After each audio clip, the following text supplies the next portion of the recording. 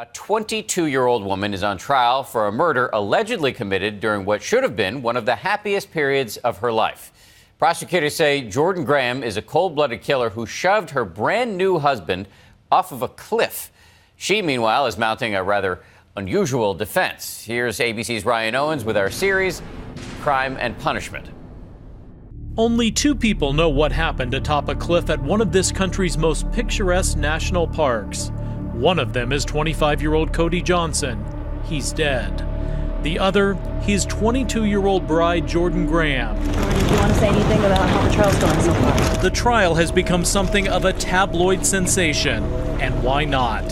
It's the story of young love and an even younger marriage, just 8 days, that ended with a bride pushing her husband off a cliff. The story even seems to have its own soundtrack. Listen to the lyrics of the song that was the couple's first dance. Everyone wants a safe place to fall in your mind. The song called You're Mine, written by Elizabeth Shea at the request of a woman who prosecutors say murdered her husband a week after saying I do. So how did Till Death Do Us Part end up as death at the bottom of this cliff? When Cody told me that he was going to propose to Jordan, I wasn't real supportive of it because I didn't feel like they had a strong relationship. He said basically this is what he wanted to do. He wanted our support, but I did have conversation with him saying that I think he should, reconsider. Cody's best friend Cameron Fredrickson testified today. In fact, for the last 3 days, Cody's closest friends have lined up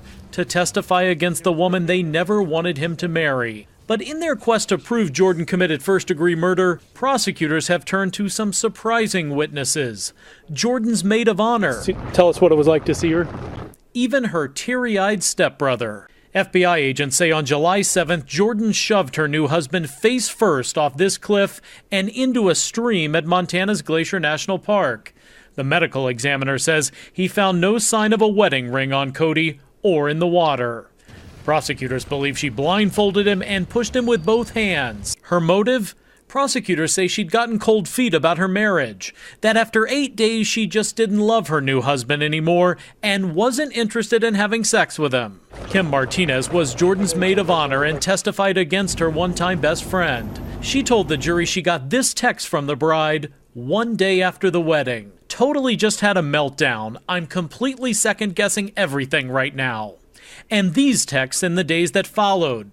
I should be happy and I'm just not. If I tell him how I'm really feeling, it's going to break his heart. Prosecutors say instead of telling him how she felt, she pushed him 200 feet to his death. Then they say she engaged in an elaborate cover-up for 4 days, while her husband's body lay face down in a stream at the base of that cliff. Even Jordan's defense attorneys told the jury she wove a web of lies. Jordan Graham has made a lot of statements to the police. She lied and she lied until she finally admitted she pushed him. The prosecution is going to use all of her false statements to law enforcement to prove what's called consciousness of guilt. The jury has seen 2 police interrogations where Jordan insisted her husband disappeared after going on a joyride with friends. Jurors have read an email Jordan allegedly sent herself from a fake account, pretending to be a friend of Cody's. That email read in part, "Hello, Jordan. My name is Tony. There is no bother in looking for Cody anymore. He's gone. So call off the missing persons report.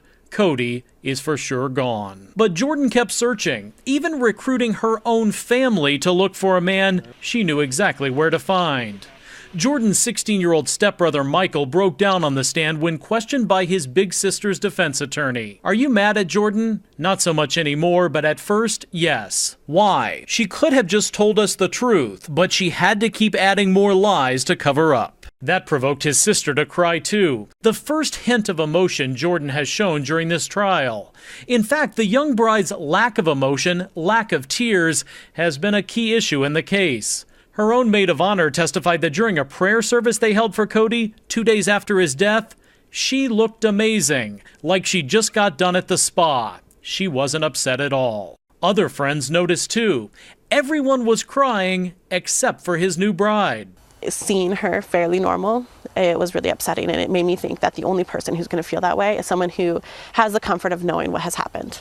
or even some kind of information about what has happened. Park rangers testified her steely demeanor didn't change even when she finally told them where to locate Cody's body. One ranger testified he asked her how she knew where to locate him in such a massive park.